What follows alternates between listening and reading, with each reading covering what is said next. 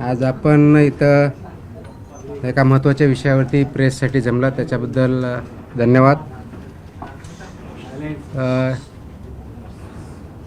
गेल्या 2 महिन्यापासून आपण अनेक मोहिमा राबवत आहोत. इथून पुढे त्या राबवल्या जातील.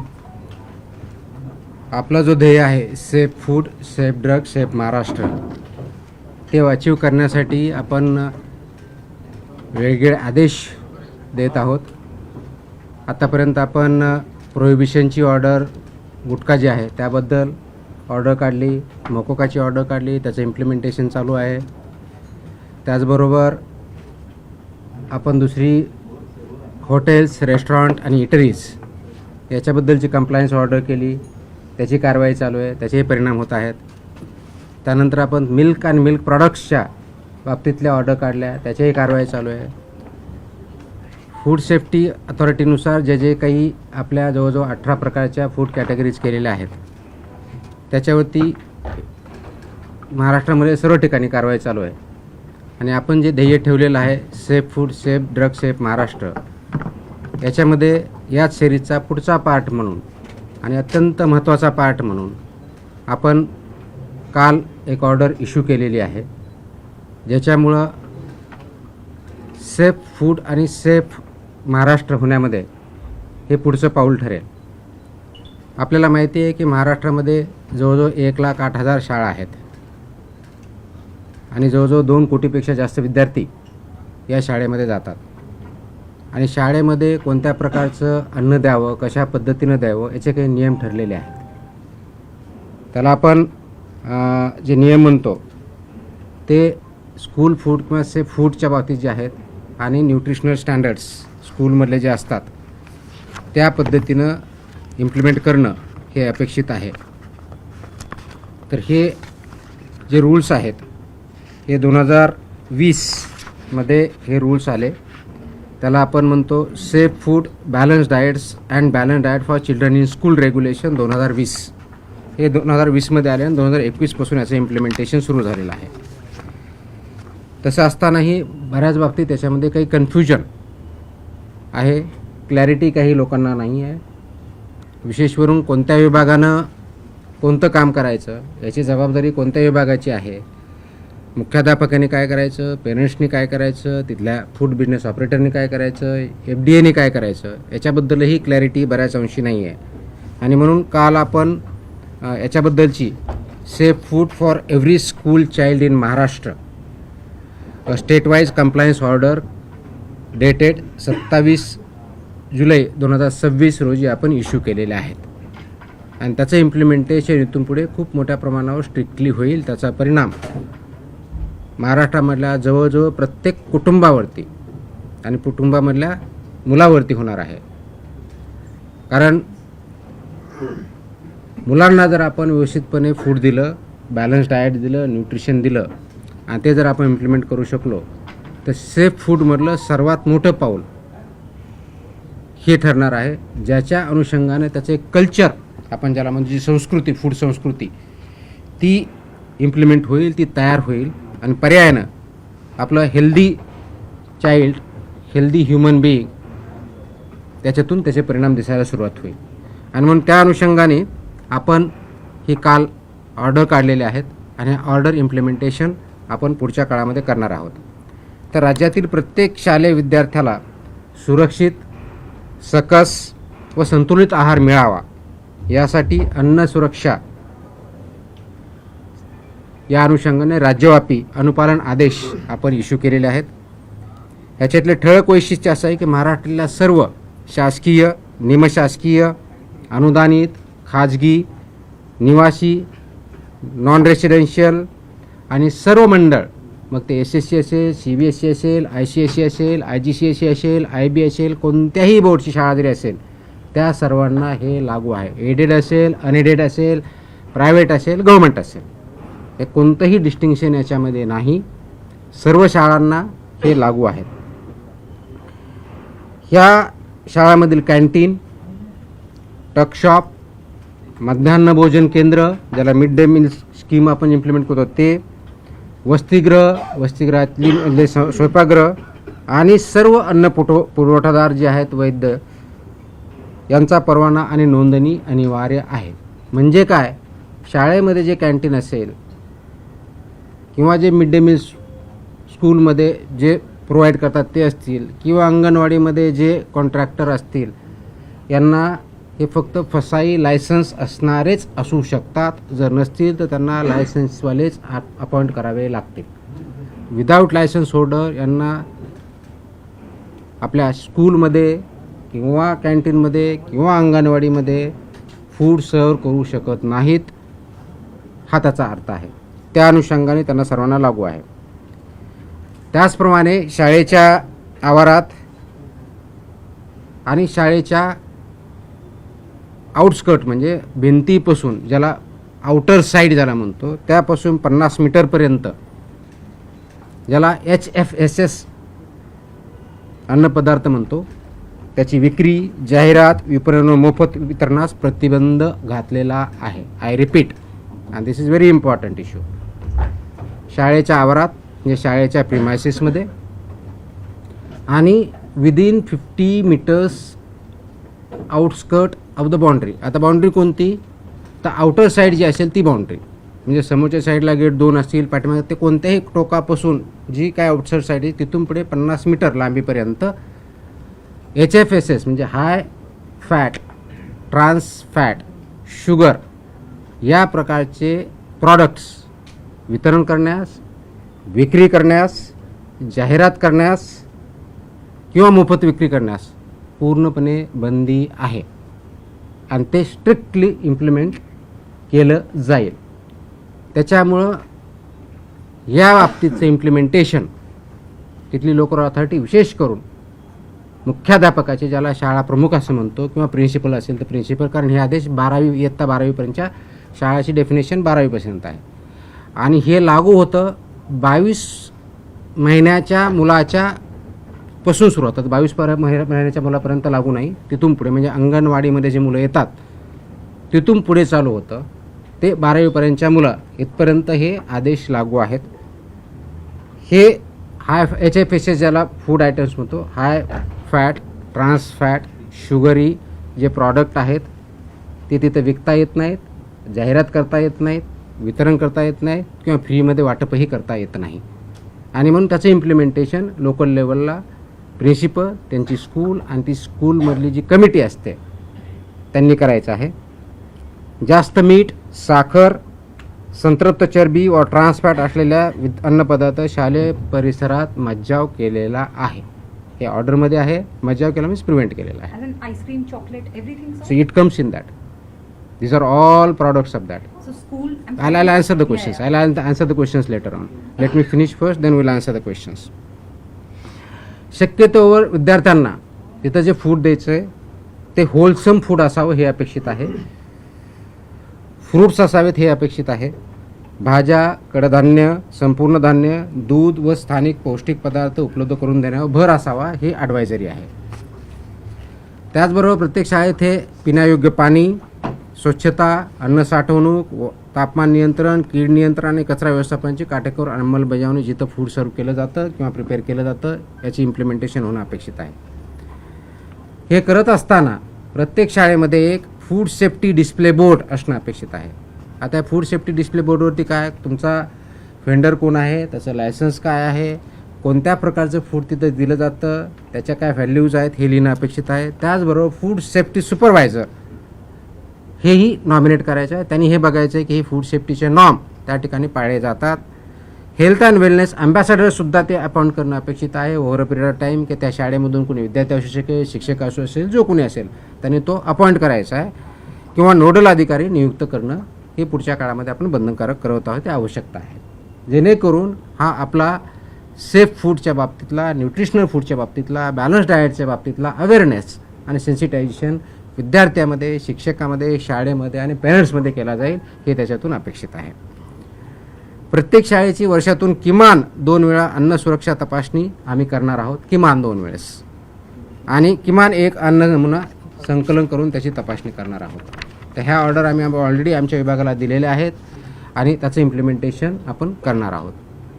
नियमभंग करणाऱ्या ज्या शाळा आहेत कॅन्टीन आहेत, पुरवठादार आहेत किंवा विक्रेते असतील त्यांच्या विरुद्ध ज्या प्रमाणात ऑफेन्स असेल सुधारणा नोटीस देण्यात येतील, परवानाच्याबद्दलची कारवाई करण्यात येतील, सस्पेन्शनची करता येईल, फूड जे आहे त्याच्याबद्दल जप्ती कारवाई केली जाईल आणि आवश्यकता वाटले दंड किंवा प्रॉसिक्युशनसुद्धा करण्यात येईल. यामध्ये इम्प्लिमेंटेशनमध्ये सर्वात महत्त्वाचा रोल जो आहे तो शालेय शिक्षण विभागाचा, स्कूल एज्युकेशन डिपार्टमेंटचा आहे. शिक्षण मंडळ जे आहेत आपले जे बोर्ड असतात त्यांचा आहे. लोकल बॉडीज म्हणजे जिल्हा परिषदेच्या शाळा असेल तर लोकल बॉडी किंवा कॉर्पोरेशन असेल तर म्युनिसिपल कॉर्पोरेशन किंवा काउन्सिल असेल तर काउन्सिल यांचा पण महत्त्वाचा रोल आहे. अन्न सुरक्षा अधिकारी आपले ज्या विभागाचे आहेत, फूड सेफ्टी ऑफिसर्स त्या एरियाचे आणि जिल्ह्याचे असिस्टंट कमिशनर जे आहे त्यांचा महत्त्वाचा रोल आहे. स्कूल मॅनेजमेंट कमिटी जी आहे त्यांचा आहे. पालक आणि विद्यार्थी हे सगळे याच्यामध्ये स्टेक होल्डर्स आहे. या सर्वांचा सक्रिय सहभाग आणि पालन करणं बंधनकारक आहे. प्रत्येक शाळेला ईट राईट स्कूल हे कॅम्पेन बंधनकारक आहे. हे ईट राईट स्कूल कॅम्पेन गेल्या अनेक वर्षापासून आपण राबवतो, पण ते इफेक्टिव्ह राबवणं गरजेचं आहे. त्याच्यामुळे ईट राईट स्कूल आपण जर करू शकलो तर ईट राईट जे आहे घरीसुद्धा जाईल आणि ते कल्चर बनेल हे त्याच्यातून अपेक्षित आहे. म्हणून त्यामध्ये शालेय कॅन्टीनला आरोग्यवाच्या आहाराचे आदर्श केंद्र कसं तयार करता येईल या दृष्टीचा आमचा प्रयत्न असणार आहे. सुरक्षित आरोग्य, निरोगी बालपण, सक्षम महाराष्ट्र या दृष्टिकोनातून आपण हे संकल्प करत आहोत आणि त्या दृष्टिकोनातून ही राज्यव्यापी मोहीम आपण मिशन मोडमध्ये आपण काम करत आहोत. हे करण्यासाठी आवश्यक त्या मग ते PM पोषण असेल, त्याचबरोबर तुमच्या मिड डे मील स्कूल असेल, पूर्ण फीड बिझनेस ऑपरेटर्स असतील, यामध्ये 22 वर्षानंतरच्या सर्व काही ठिकाणी आपण पाळणाघर म्हणतो ते पण असू शकतील, डे केअर असतील. हे आपण पाळणाघर आणि डे केअर सेंटरचे 22 महिन्यांच्या मुलापर्यंत जे असतात ते याच्यातून वगळलेले आहेत. परंतु शाळामध्ये जे आपल्याला फूड द्यायचं आहे ते नॅशनल NIN ज्याला म्हणतात राष्ट्रीय पोषण संस्था, इन्स्टिट्यूशन ऑफ न्यूट्रिशन NIN यांनी काही त्याचे मार्गदर्शक तत्व दिले ते त्यांनी पालन करायचे आहेत. हे मार्गदर्शक तत्वमध्ये काय सांगितलं आहे तर होलसम फूड द्यायचं आहे, व्हेजिटेबल्स द्यायचे आहेत, फ्रूट्स द्यायचे आहेत, प्रोटीन आणि प्रोटीन रिलेटेड फूड किंवा मिल्क अँड मिल्क प्रॉडक्ट जे आहेत ते द्यायचे आहेत आणि HFSS जे प्रॉडक्ट्स आहेत ते अवॉइड करायचे, ते प्रिव्हेंट करायचे हे अपेक्षित आहे. हे करत असताना शाळा व्यवस्थापन हे अन्न सुरक्षिततेसाठी प्राथमिक जबाबदार असणार आहे. त्याच्यामधलं प्रिन्सिपल आणि स्कूल मॅनेजमेंट याची प्रायमरी रिस्पॉन्सिबिलिटी ही असणार आहे आणि त्यांना जिथं जिथं आवश्यकता लागणार आहे, मदत लागणार आहे, आमचा विभाग आपण करणार. म्हणजे school education department, school management, school education department आणि त्याबरोबर जी एन्फोर्समेंटच्या दृष्टीनं लायसन्सची असेल किंवा याच्या बाबतीतले असेल ते FDA food and drug administration याच्याबद्दल मदत आपण करणार आहोत. शेड्यूल 4चे जे निकष आहेत ते आपण पाठीमागच्या ज्या ऑर्डर जर बघितल्या त्याच्यामध्ये शेड्यूल 4 म्हणजे फूड कसं प्रिपेअर करायचं, त्याच्या कोणते स्टँडर्ड्स असावेत, कोणते रेग्युलेशन इम्प्लिमेंट, ते सर्व रेग्युलेशन्स इथं लागू होतात. त्या दृष्टिकोनातून ते सर्व स्वच्छता निकष असतील, ट्रेन मॅनपॉवर किंवा फूड हँडलर्स असतील, हेल्थ अँड वेलनेस अँबॅसेडर असेल किंवा नोडल ऑफिसर असेल, हे सर्व तिथं अपॉइंट केले जातील. त्याचबरोबर प्रवेशद्वारावर त्याच्यावरती चेतावणी दिली जाईल, त्याच्यावरती लिहिलेलं असेल की HFSSचे प्रॉडक्ट इथं विक्री करण्यास किंवा ॲडव्हर्टाईज करण्यास किंवा फ्री विकण्यास किंवा तिथं वाटप करण्यास मनाई आहे. हे त्यांच्या गेटवरतीच किंवा दरवाजावरती ठळक अक्षरामध्ये बोर्ड लिहिला जाईल. सो दॅट ही एक वॉर्निंग सर्वांना असेल. त्याचबरोबर पेरेंट्स यांनासुद्धा त्याच्यामधून अवेअरनेस तयार होईल आणि हेल्दी फूड आपल्या मुलांमध्ये जाईल हे अपेक्षित आहे. त्याचबरोबर फूड सेफ्टी डिस्प्ले बोर्ड हा प्रॉमिनंट प्लेसला असेल आणि फूड सेफ्टी सुपरवाइज याचीसुद्धा पूर्तता करणं हे बंधनकारक असेल. आणि आता मी सांगितलं त्याप्रमाणे 50 मीटरच्या परिघामध्ये HFSSचे कोणतेही प्रॉडक्ट विकले जाणार नाहीत किंवा ॲडव्हर्टाईज केले जाणार नाही आहे. सांगतो येतो सगळं येतं. ही करत असताना याच्यामध्ये आपण eat right school, eat right campus, school nutrition policy, त्याच्यामधले food safety and standard rule 2011चा सबनियम 2.4 नुसार पूर्ण पार पाडले जाईल अशा दृष्टीचे आपण बघितलेले आहेत. सेफ फूड स्कूलबरोबर प्रत्येक विद्या हा हेल्दी चाइल्ड बनेल अशा दृष्टीनं आपण काम करत आहोत. हे करण्याच्या दृष्टिकोनातून गेल्या 1-1.5 महिन्यामध्ये आपण या वर्षाच्या अकॅडमिक इयर्समध्ये राज्यव्यापी एक आपण ऑलरेडी अभियान चालवलेलं आहे, ज्याच्यामध्ये 42 ठिकाणी जनजागृती किंवा अवेअरनेस कॅम्पेन आपण घेतलेले आहेत. कार्यशाळा आपण घेतलेल्या आहेत शिक्षकांच्या, ज्याच्यामध्ये त्यांना ट्रेनिंग दिलेलं आहे. आपलं डिस्ट्रिक्ट लेवलला जे असिस्टंट कमिशनर आहेत फूडचे, त्यांनी त्या ठिकाणी जाऊन ट्रेनिंग दिलेलं आहे. त्याच्या माध्यमातून जवळजवळ 3567 शाळांमधील 4919 शिक्षकांना अन्न सुरक्षा व संतुलित आहाराबद्दल प्रशिक्षण आणि संवेदनशील आपण केलेलं आहे. ज्या शिक्षण विभागामार्फत शिक्षकांना ट्रेनिंग दिल्या जातात, डाएट ज्याला म्हणतो डिस्ट्रिक्ट लेवलला जे डाएट त्यांचं इन्स्टिट्यूट असतं त्याच्यामध्ये ट्रेनिंग जातं, त्या ठिकाणी आपले अधिकारी जातात आणि याच्यावरती मॉड्यूल किंवा 1-1.5 तास त्यांच्याबद्दल ट्रेनिंग घेतात आणि आवश्यकतेप्रमाणे सुद्धा आपले अधिकारी जाऊन तिथं अवेअरनेस क्रिएट करत असतात. तर ह्या सर्व आपण गोष्टी करण्यापाठीमागचा उद्देशच हा आहे की गेल्या काही काळामध्ये याच्यामध्ये पाहिजे तेवढं लक्ष आपण देऊ शकलेलो नव्हतो. आता आपण त्याच्यावरती फोकस करत आहोत आणि याचा कंप्लायन्स रिपोर्ट मंथली बेसिसवरती विभागाला असणार आहे. तर ह्या विभागामध्ये ज्या स्कूल एज्युकेशन डिपार्टमेंटमध्ये महाराष्ट्रामधला एक थोडक्यात आपल्याला डेटा आणि एनरोलमेंट माहिती देतो की इयत्ता 1ली ते 12वीमध्ये जवळजवळ 2,02,85,525 विद्यार्थी इनरोल्ड आहेत. यांच्यापर्यंत आपण याच्या माध्यमातून पोहोचतो आहे.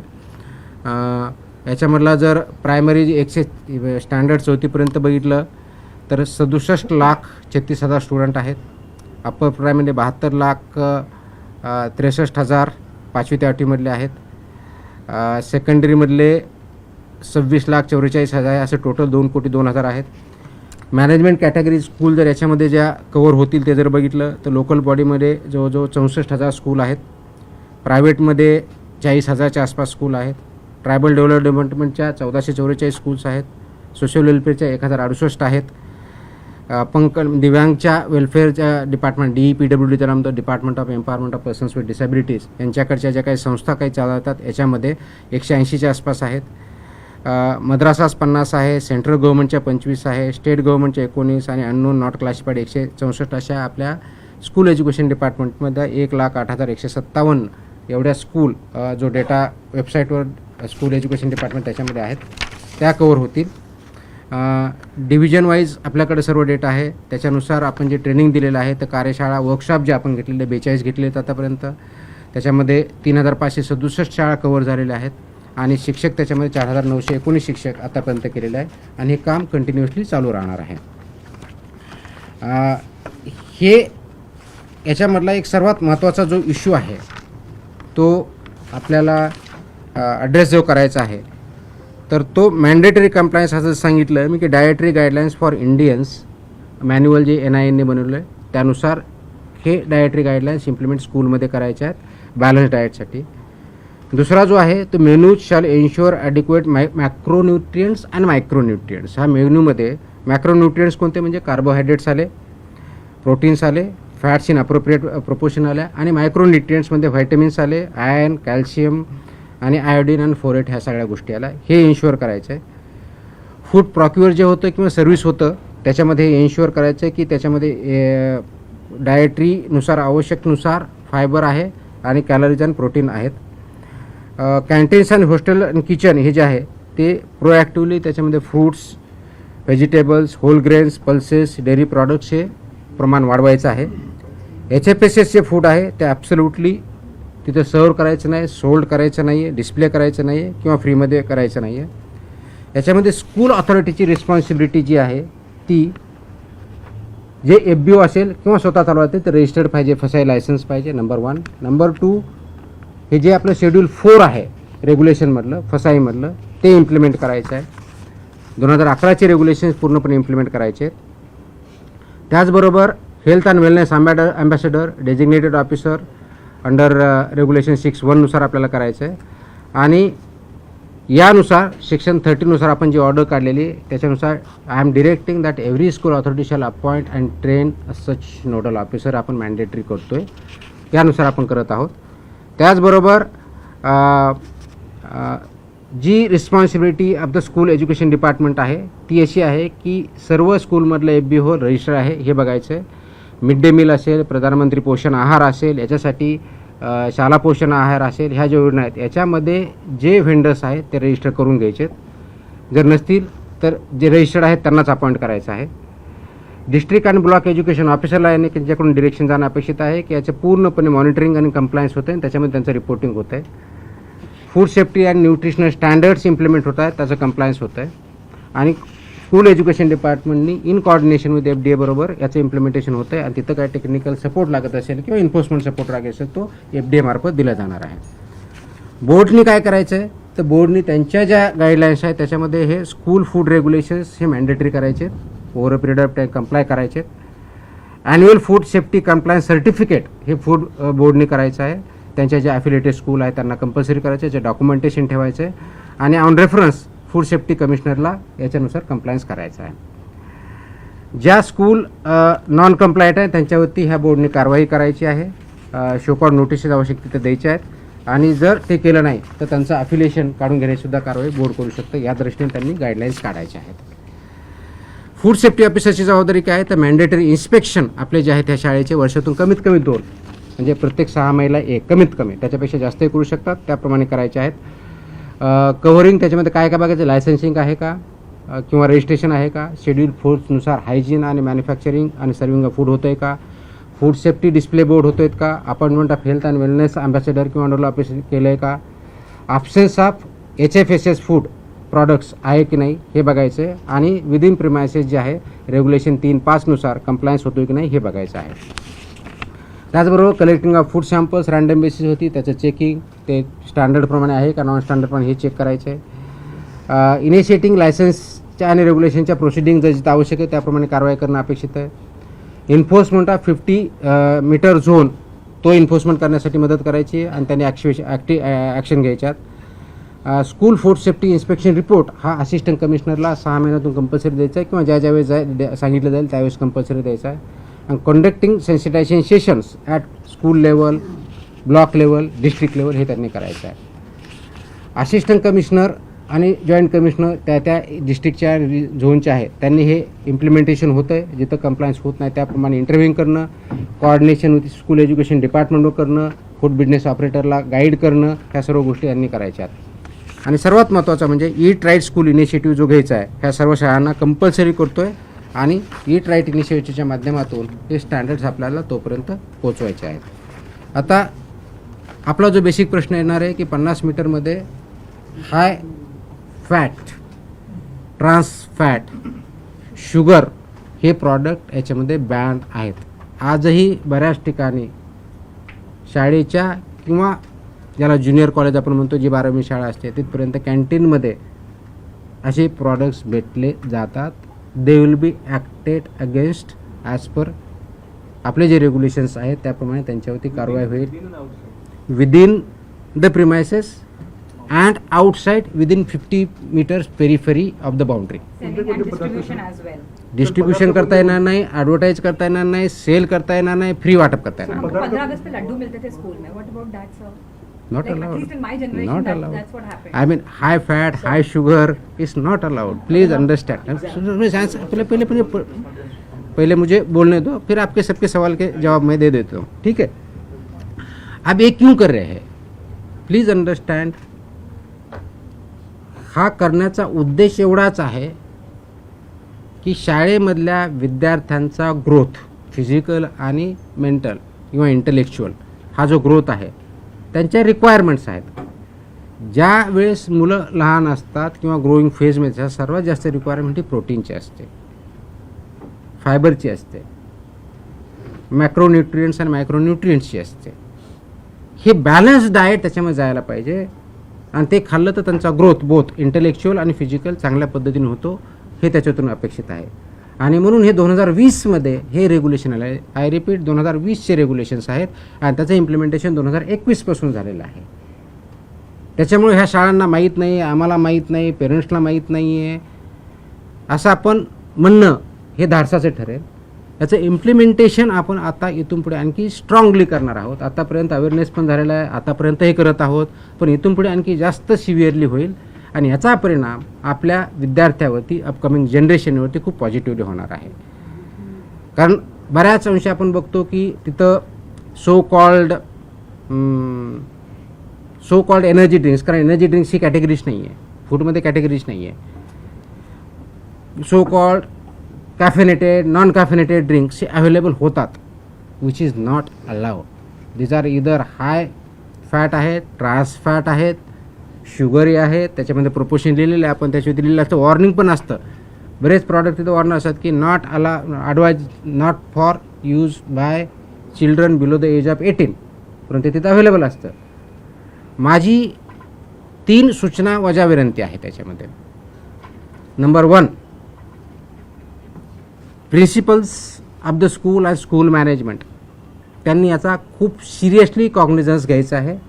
आपल्या शाळेमध्ये, शाळेच्या प्रिमायसेसमध्ये किंवा विदिन 50 मीटर पेरिफेरीमध्ये ज्या गोष्टी अनुज्ञेय नाही आहेत खाण्याच्या फूड बाबतीतच्या, त्या 100% प्रिव्हेंट करणं ही आपली जबाबदारी आहे. त्या दृष्टीनं शाळेच्या मॅनेजमेंटनी आणि प्रिन्सिपलनी इनिशिएटिव्ह घ्यावं, कारवाई करावी. Number 1.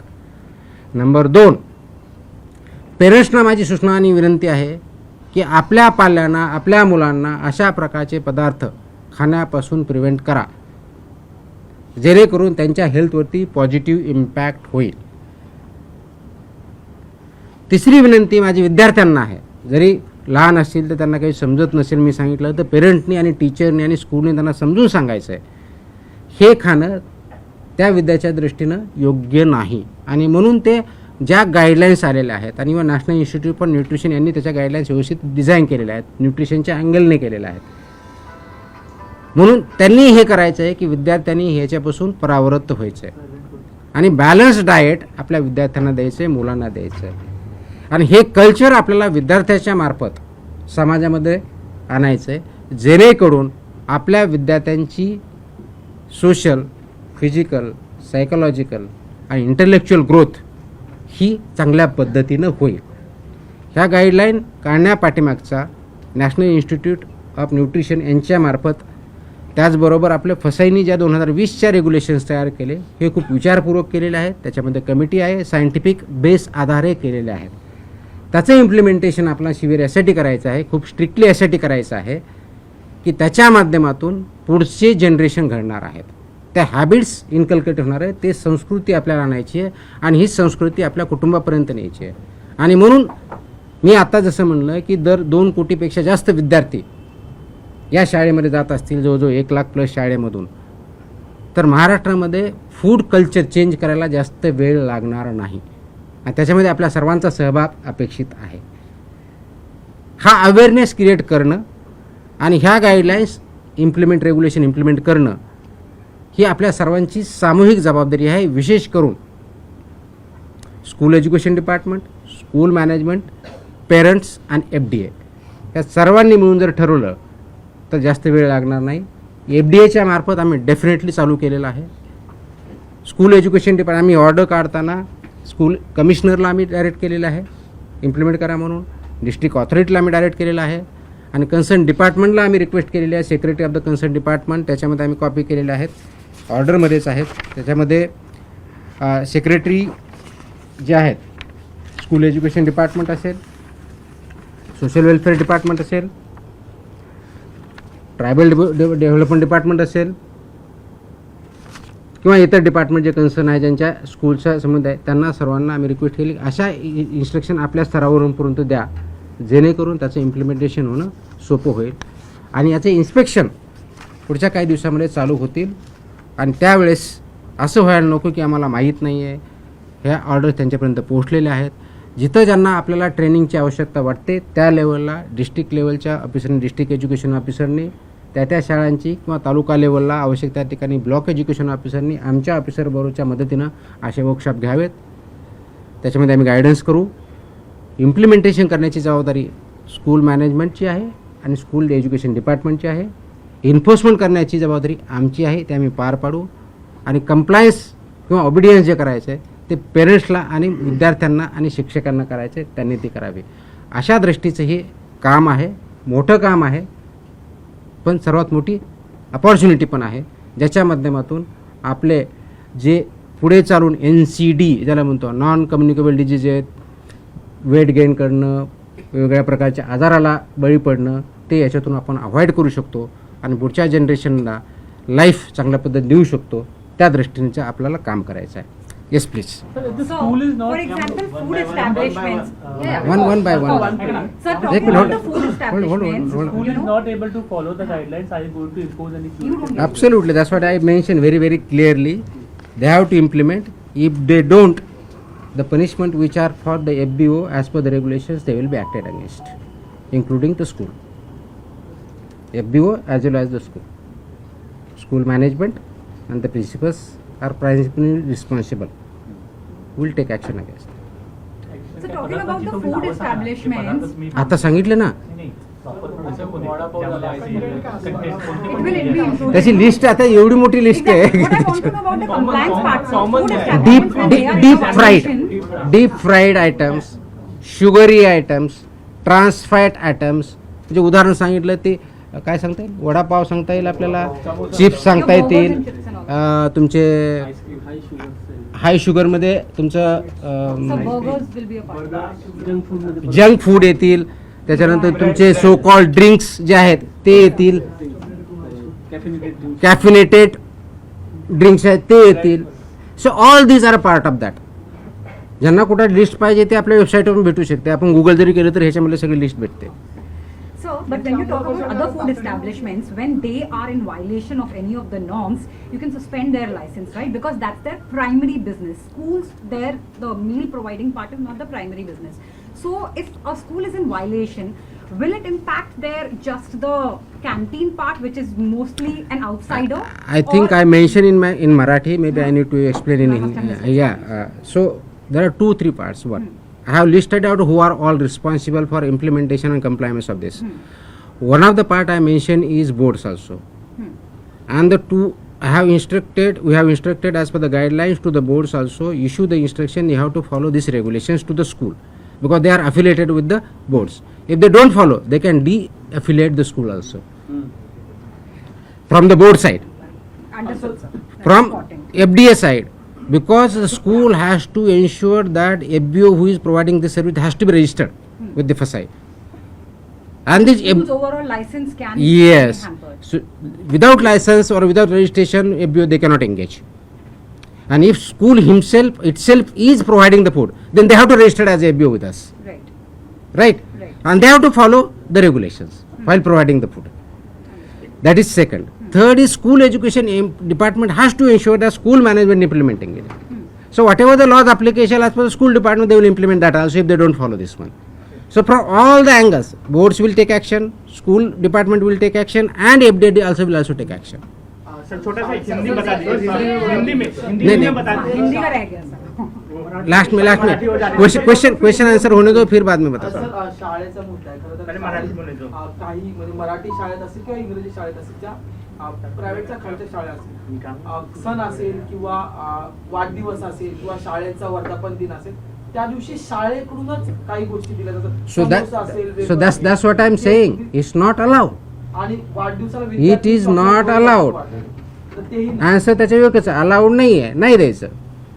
Sir, after suspending the license, within how many days the restaurant or any this is school authority, after how many days they can open it after suspending the license? Unless it is revoked, they cannot operate.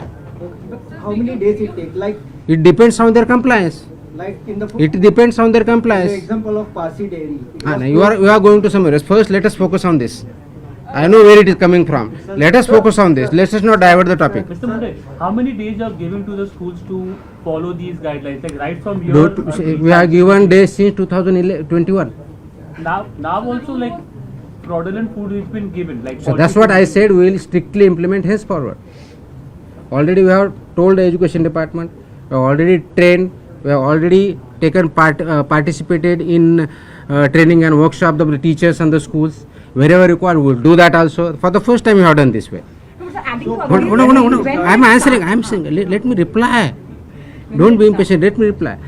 So it is ongoing process right from the 21. This regulation came into existence, implementation 21.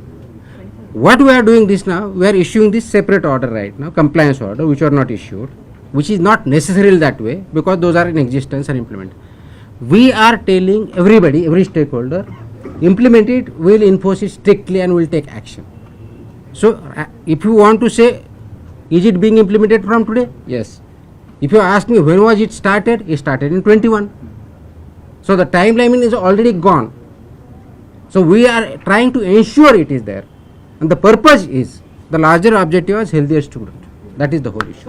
Sir आपने कहा कि urban principles इसमें urban मध्ये whatever you are saying might be implemented, okay, but तुमचं department जे department आहे जे food provide करतं शाळांमध्ये, We don't provide food. दुसरं डिपार्टमेंट बोलतोय ते प्रोव्हाइड करतं, म्हणजे अशा पण शाळा आहेत ज्या शाळांमध्ये ज्या तुम्ही आता डायटरीच्या गोष्टी केल्या, व्हेजिटेबल हे सगळं आलं पाहिजे, अशा पण शाळा आहेत जिथे फक्त डाळ आणि पाणी मिळतं फ्रॉम द डिपार्टमेंट. तर त्याच्यासोबत फूड डिपार्टमेंट काय I think it's very generalized statement. त्याचा मेनू पण ठरलेला आहे. मिड डे स्कूलमध्ये काय द्यायचं दिवसाचा मेनू सुद्धा ठरलेला आहे, आणि त्याच्यामध्ये ह्या guideline by and large follow केल्या जातात. ऑफकोर्स त्याच्यामध्ये काही इश्यू असू शकतील, ते ज्यावेळेस आपण इम्प्लिमेंट करायला जाऊ त्याच वेळेस कळेल ना.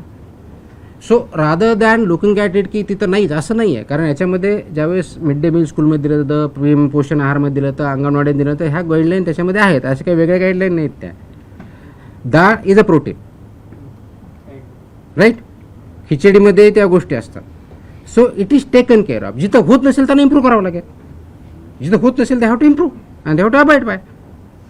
So it is not as if की फक्त अर्बन रुरल असं काही नाही आहे. It is for every school. That's what I say. It has for every school irrespective of rural, urban, board, aided, unaided, government, non government, every school is covered in that. Education department के साथ FDA एक साथ आके ये कार्रवाई करेगी, क्योंकि आपने जिस तरीके से जिक्र किया कि principals, parents all are involve in this process. So क्या एक कमेटी फॉर्म होगी, किस तरीके से एक्शन लिया जाएगा, क्योंकि कमिटी तो ऑलरेडी स्कूल पे लेवल पे है ही है. The issue is about implementation. Many times what happened what I अगर आप ये बोलोगे कि इशू क्लैरिटी ऑफ रोल के हिसाब से नहीं था. एज पर रूल्स है, लेकिन among people, among stakeholder there are no clarity. तो क्लैरिटी हमने लाई है ये ऑर्डर से कि primary role of implementation of this regulation lies with the school management. Primary role. And then other stake holders come. School education department आता है, board आता है, एफडी आता है, पेरेंट्स आते हैं. सो ऑल दिस अदर स्टेक होल्डर्स सबको करना है, बट प्राइमरी रिस्पॉन्सिबिलिटी लाइज विद स्कूल मैनेजमेंट. सर एक साथ दो सवाल जुड़े होंगे. एक, अगर आप आसान तरीके से कंज्यूमर, एक मिनट होल्ड ऑन. अगर आप आसान तरीके से कंज्यूमर्स को समझा दें कि HFSS प्रोडक्ट्स कौन कौन से हैं एग्जांपल्स के साथ. और दूसरा, बॉम्बे हाई कोर्ट ने आज FDA को ये कहा है कि हम भारत में रहते हैं, भारत में रियलिस्टिक तरीकों से चीजें की जाएं. ओके. क्या ये पॉसिबल है जो आप अभी नॉर्म्स? ये भारत का ही लॉ है, भारत में इम्प्लीमेंट कर रहे हैं. So there nothing to link both this two things. आसान तरीके से हाई फैट जो प्रोडक्ट है, डीप फ्राइड है, शुगरी है, जहाँ ज़्यादा मैदा होता है, जो जंक फूड जिसको हम बोलते हैं, all this is not allowed within 50 metres periphery of the schools. It's as simple as this. It's as simple as this. Sir थोड़ा सा